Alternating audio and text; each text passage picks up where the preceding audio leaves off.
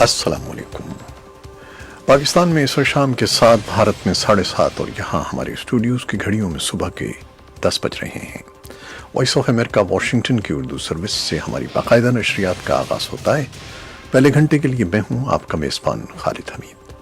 जैसा कि आप देख रहे हैं, फेसबुक लाइव पर हम आपके सामने हैं और वेबसाइट और रेडियो पर हमारा ये 1 घंटे का न्यूज़ शो जारी रहेगा। तो आगाज़ करते हैं पहले आज की अहम खबरों की सुर्खियों से। रहीम यार खान के इलाके लियाकतपुर के करीब तेजगाम एक्सप्रेस में गैस सिलेंडर फटने से आग लग गई, जिसके बायस 74 मुसाफिर हलाक और 40 से जायद जख्मी हो गए हैं। एक गैर मुल्की तिब्बी जरीदे लांसेट के मुताबिक पाकिस्तान में 22% अमवात का सबब फजाई आलूदगी और उससे जुड़े अमराज हैं, जबकि इंसानी हुकूक के लिए काम करने वाले इदारे एमनेस्टी इंटरनेशनल का कहना है कि आलूदा हवा के नतीजे में दमा, फेफड़ों, दिल के अमराज और मुख्तलिफ किस्म के इन्फेक्शंस फैल रहे हैं। साबिक वज़ीर आज़म नवाज शरीफ का इलाज लाहौर के सर्विसेज अस्पताल में बदस्तूर 10वें रोज भी जारी है।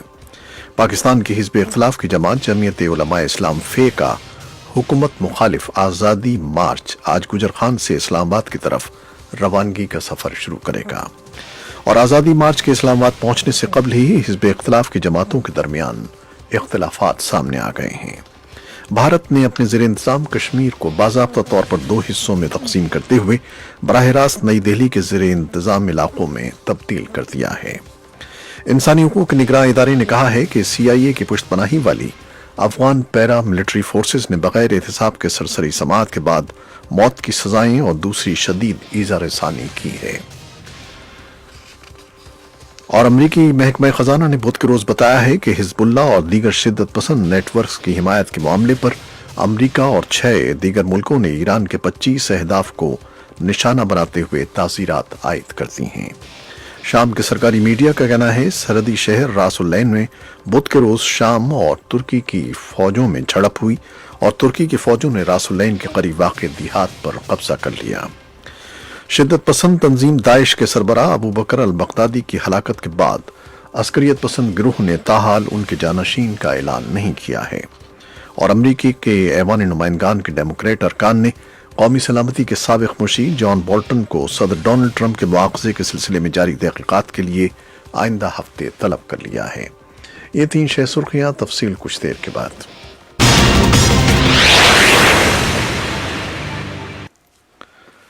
रहीम यार खान के इलाके लियाकतपुर के करीब तेजगाम एक्सप्रेस में गैस सिलेंडर फटने से आग लग गई, जिसके बायस 74 मुसाफिर हलाक और 40 से जायद जख्मी हो गए। मुतासरा ट्रेन कराची से रावलपिंडी जा रही थी, जिसके इकोनॉमी क्लास की एक बोगी में सिलेंडर के धमाके से आग लग गई। आग इस कदर शदीद थी कि उसने मजीद 2 बोगियों को अपनी लपेट में ले लिया। मुतासरा बोगियों में से एक बिजनेस क्लास की बोगी भी शामिल है। ऐनी शाहिदीन में से अक्सरियत का कहना है कि ट्रेन की बोगी में आग सिलेंडर फटने से नहीं बल्कि शॉर्ट सर्किट से लगी है, लेकिन वफाकी वजीर रेलवे शेख रशीद अहमद का मौक़िफ़ है कि यह आतिशज़दगी ट्रेन में 2 सिलेंडर्स और 1 चूल्हा फटने की वजह से हुई। वज़ीर आज़म इमरान खान ने ट्रेन में आतिशज़दगी की फौरी तौर पर तहक़ीक़ात मुकम्मल करने की हिदायत की है। एक गैर मुल्की तिब्बी जरीदे लांसेट के मुताबिक पाकिस्तान में 22% अमवात का सबब फजाई आलूदगी और उससे जुड़े अमराज हैं, जबकि इंसानी हुकूक के लिए काम करने वाले आलमी इदारे एमनेस्टी इंटरनेशनल का कहना है कि आलूदा हवा के नतीजे में दमा, फेफड़ों, दिल के अमराज और मुख्तलिफ किस्म के इन्फेक्शंस फैल रहे हैं। ये ऐसे मसाइल हैं जिनसे इंसानी जिंदगी की तवालत कम से कम तर होती जा रही है। आलमी इदारे एमनेस्टी इंटरनेशनल का कहना है कि हुकूमत पंजाब लोगों को हवाई आलूदगी से बचाने में नाकाम रही है, जो इंसानी हुकूक की खिलाफ वर्जी के जुमरे में आता है। फजाई आलूदगी इंसानी जिंदगी और सेहत दोनों के लिए खतरनाक है। साबिक वज़ीर आज़म नवाज शरीफ का इलाज लाहौर के सर्विसेज अस्पताल में बदस्तूर 10वें रोज भी जारी है। नवाज शरीफ के इलाज के लिए कायम मेडिकल बोर्ड के सरबराह डॉक्टर महमूद अयाज ने कहा है कि साबिक वज़ीर आज़म की सेहत में बेहतरी आई है, लेकिन प्लेटलेट्स मजीद बढ़ाने की अद्वियात देने से उनकी जिंदगी को खतरा है।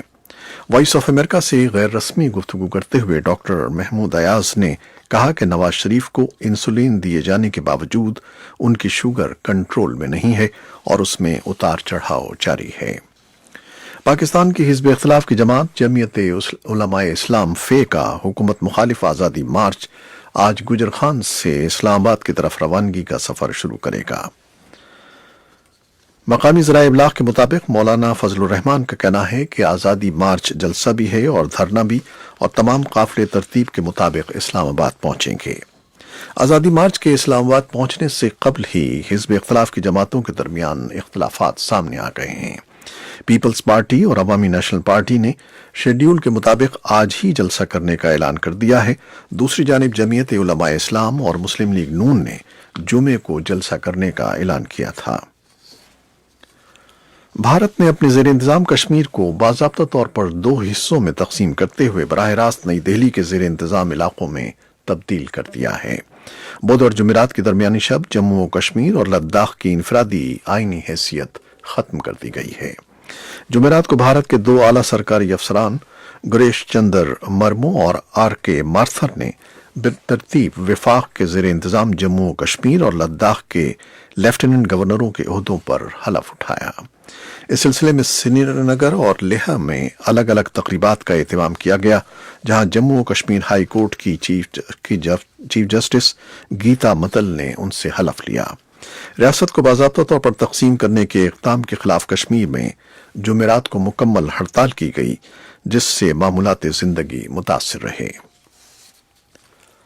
انسانی حقوق کے نگراں ادارے نے کہا ہے کہ سی آئی اے کی پشت پناہی والی افغان پیراملٹری فورسز نے بغیر احتساب کے سرسری سماعت کے بعد موت کی سزائیں اور دوسری شدید ایذا رسانیاں کی ہیں، جن میں ماورائے عدالت ہلاکتیں، جبری گمشدگیاں اور طبی سہولتوں کے اداروں پر حملے شامل ہیں۔ جمعرات کے روز جاری ہونے والی رپورٹ میں HRW نے افغان حکومت سے کہا ہے کہ وہ فوری طور پر ان تمام حکومت نواز پیراملٹری گروپوں کو موقوف کر دے جو عام فوجی کمانڈ سے باہر کام کر رہے ہیں۔ رپورٹ میں یہ بھی کہا گیا ہے کہ افغان حکومت ان تمام زیادتیوں کی آزادانہ تحقیقات کروائے جو افغان سیکیورٹی فورسز نے کی ہیں اور ان کا ارتکاب کرنے والوں کا احتساب کیا جائے۔ اس کا کہنا ہے کہ امریکہ اور افغان حکومت جنگی جرائم اور انسانی حقوق کی پامالیوں کی آزادانہ تحقیقات میں تعاون کریں۔ افغان حکومت نے ہیومن رائٹس واچ کی اس رپورٹ پر رد عمل میں کہا ہے کہ رپورٹ میں کچھ حقائق اور کچھ غلطیاں ہیں۔ افغانستان نیشنل سیکیورٹی کونسل کے ترجمان کبیر حقمل نے ایک ویڈیو بیان میں کہا ہے کہ افغان حکومت نے رپورٹ میں موجود کچھ اقدامات پر پہلے ہی عمل درآمد شروع کر دیا ہے اور اصلاحات کی جا رہی ہیں۔ انہوں نے کہا کہ رپورٹ کا تفصیلی جائزہ لینے کے بعد اس کا جواب دیا جائے گا۔ امریکی محکمہ خزانہ نے بدھ کے روز بتایا ہے کہ حزب اللہ اور دیگر شدت پسند نیٹ ورکس کی حمایت کے معاملے پر امریکہ اور 6 دیگر ملکوں نے ایران کے 25 اہداف کو نشانہ بناتے ہوئے تعزیرات عائد کر دی ہیں۔ ان اہداف میں کارپوریشنیں، بینک اور افراد شامل ہیں۔ اس بات کا اعلان اس مرکز نے کیا ہے جو دہشت گردی کی مالی اعانت کرنے والوں کو ہدف بناتا ہے، جو بحرین، کویت، عمان، قطر، سعودی عرب اور متحدہ عرب امارات پر مشتمل ہے۔ یہ تعزیرات ایسے وقت میں عائد کی گئی ہیں جب امریکی وزیر خزانہ اسٹیو منوچن مشرق وسطی کا دورہ کر رہے ہیں، جس دوران وہ مصر، اردن، لبنان اور فلسطین کے لیے معاشی ترقی کے منصوبے کو حتمی شکل دیں گے۔ شام کے سرکاری میڈیا کا کہنا ہے کہ سرحدی شہر راس العین میں بدھ کے روز شام اور ترکی کی فوجوں میں جھڑپ ہوئی اور ترکی کی فوجوں نے راس العین کے قریب واقع دیہات پر قبضہ کر لیا۔ شمالی فوج کچھ فوجوں کے ساتھ سمجھوتے کے تحت شمال میں سرحد کے ساتھ پوزیشنیں سنبھال رہی ہے۔ شام میں 8.5 سال سے جاری خانہ جنگی کے دوران یہ پہلی مرتبہ ہے کہ شامی فوج اس علاقے میں کنٹرول حاصل کر رہی ہے۔ امریکی ایوان نمائندگان کے ڈیموکریٹ ارکان نے قومی سلامتی کے سابق مشیر جان بولٹن کو صدر ڈونلڈ ٹرمپ کے مواخذے کے سلسلے میں جاری تحقیقات کے لیے آئندہ ہفتے طلب کر لیا ہے، اور امریکی ایوان نمائندگان جمعرات کے روز متوقع طور پر ایک قرارداد منظور کرے گا جس میں ان کمیٹیوں کے لیے لائحہ عمل طے کیا جائے گا جو صدر ڈونلڈ ٹرمپ کے خلاف مواخذہ کرنے یا نہ کرنے کے بارے میں تحقیقات کر رہی ہیں۔ یہ ووٹنگ ایوان میں تقسیم کو ظاہر کر رہی ہے، جس میں اکثریتی ڈیموکریٹس کے لیڈروں کا استدلال یہ ہے کہ عمل کو جائز قرار دینے کے لیے ایسی کسی قرارداد کی ضرورت نہیں ہے، جبکہ اقلیتی ریپبلکنز ایسی کسی قرارداد کی مخالفت کر رہے ہیں، اور ان کا کہنا ہے کہ یہ عمل بہت مخفی ہے اور انہیں برابری کا حصہ نہیں دیا جا رہا۔ شمالی کوریا نے اپنی مشرق کی طرف چھوٹے فاصلے کے 2 میزائل داغے ہیں۔ یہ اطلاع جنوبی کوریا اور جاپان نے جمعرات کے روز دی ہے۔ اس سال میں شمالی کوریا کی جانب سے میزائل داغے جانے کی یہ 12ویں کارروائی ہے۔ شمالی کوریا کی اس کارروائی کا مقصد امریکہ پر دباؤ ڈالنا ہے کہ وہ اس سال کی 7ویں تاریخ سے پہلے معطل جوہری بات چیت پر اپنا موقف تبدیل کرے۔ یہ تھیں وہ خبریں جو فیس بک لائیو پر ہم نے آپ کے لیے پیش کی۔ ویب سائٹ اور ریڈیو پر ہمارا یہ 1 گھنٹے کا نیوز شو جاری رہے گا، ہمارے ساتھ رہیے گا۔ کیمرامین فواد الیاس کے ساتھ فیس بک لائیو سے اجازت چاہتے ہیں۔ اللہ حافظ۔